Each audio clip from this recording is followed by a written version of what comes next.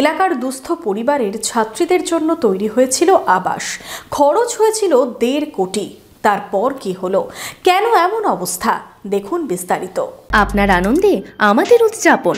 বিয়ে হোক বা পার্টি, বহরমপুরে এবার luxury banquet hall at golden retreat. জেলায় একমাত্র পিলারলেস ব্যাঙ্কোয়েট, আছে স্পা, সালন, ক্লাব মেম্বারশিপের সুযোগও। বহরমপুর শিল্প তালুকে গোল্ডেন রিট্রিট। সংখ্যালঘু উন্নয়ন প্রকল্পে 2023 সালে নির্মিত হয় ছাত্রী আবাস।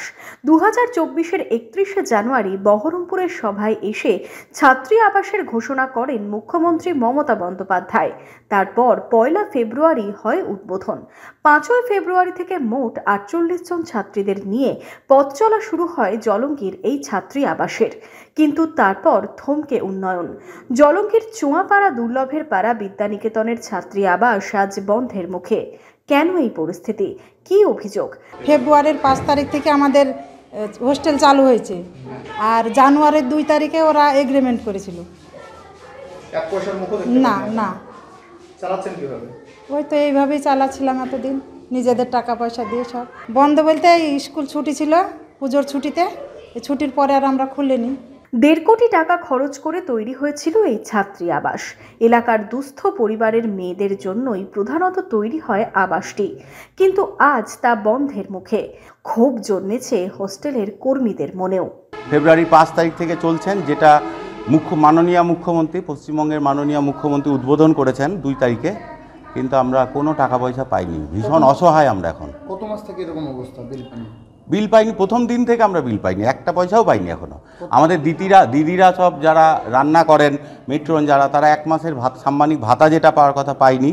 আমরা ডোমার সঙ্গে যোগাযোগ করছি, বিডিও অফিস থেকে যোগাযোগ করছি। ডোমাতে 2বার আমি ব্যক্তিগতভাবে চিঠি দিয়েছি, প্রেয়ার দিয়েছি, আমাদের মেট্রন দিয়েছেন। হ্যাঁ, তারপর আমরা বিডিও অফিসে গেছি, বিডিও স্যার নিজে ডোমা ম্যাডামকে ফোন করেছেন টাকা পাইনি বলে। আমরা চেষ্টা করছি নানা দিক দিয়ে, কিছুতেই টাকা এখনও পাইনি।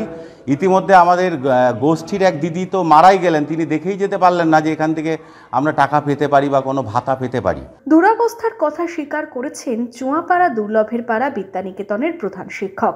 এই যে এত টাকা খরচ করে, প্রায় 1.5 কোটি টাকা খরচ, তো এত বড় একটা বিল্ডিং পড়ে থাকবে, কিন্তু এই এলাকার প্রয়োজন যাদের কথা ভেবে এটা তৈরি করা, তারা বঞ্চিত হবে। আমরা কারণটা তো আমাদেরও অজানা। আমরা যেখানে যা বলার আমরা বলতে পারি, কিন্তু কেন আসছে না সেটা ওনারাও বলছেন না। দেখবো দেখছি করছেন। আমরা বিডিওর মারফতেও জানাচ্ছি, এসিও যিনি আছেন দায়িত্বে তার মারফতেও জানাচ্ছি। আমরা ডাইরেক্টও ডোমা অফিসে গিয়ে ম্যাডামের সাথে কথা বলে এসেছি, কিন্তু ওনারা ওই দেখছি করছেন, কিন্তু এখন পর্যন্ত সমস্যার সমাধান হয়নি। কি কারণে টাকা পাচ্ছে না ছাত্রী আবাস জানিয়ে জল্পনা বিস্তর। কবে সংশ্লিষ্ট দপ্তরের সহযোগিতা মিলবে, এলাকার দুস্থ কিশোরীদের সুবিধার্থে কবে ফের সচল অবস্থায় ফিরবে এই ছাত্রী আবাস, অপেক্ষায় স্কুল থেকে আবাস কর্তৃপক্ষ। জলঙ্গি থেকে মামুন আব্দুল কায়েমের রিপোর্ট, ইমাজিন কমিউনিটি মিডিয়া।